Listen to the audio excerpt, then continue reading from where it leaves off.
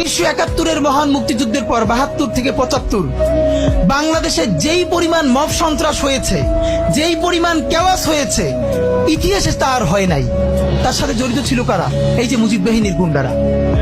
আমার বাবা, আমার মা বলেছে মুক্তিযুদ্ধের পরে যে অস্ত্রগুলো জমা দেয়া হয় নাই, সেই জমা না দেয়া অস্ত্র থেকে প্রত্যেকটা বাড়িতে বাড়িতে ছিনতাই, রাহাজানি। আমার মায়ের আজকে এই কথাটা বলি, আমার মা বলতেছেন আমার নানা একজন সম্ভ্রান্ত আলেম, তিনি যেখানে থাকতেন মুক্তি বাহিনী এবং পাকিস্তান বাহিনী কেউই তাকে কখনো আক্রমণ করেন নাই তার সম্মানে। আমার মা খালার বাসায় ছিলেন, তাকে পুরো এলাকাবাসী দেখে রেখেছে। বাট মুক্তিযুদ্ধের পরে আমার মা বলেছে, তখন তার বয়স 16, আমার মা, আমার খালা এবং এলাকার অনেক মেয়েদেরকে, যাদের চেহারা একটু ভালো ছিল, তাদের গায়ে কালি মেখে তারপরে অনেক সময় মাটির নিচে বাংকার বানিয়ে বা বিভিন্ন জায়গায় রাখা হতো তাদের সম্ভ্রম রক্ষা করবার জন্য। এই মুজিব বাহিনীর গুন্ডারা সেগুলো করেছে না?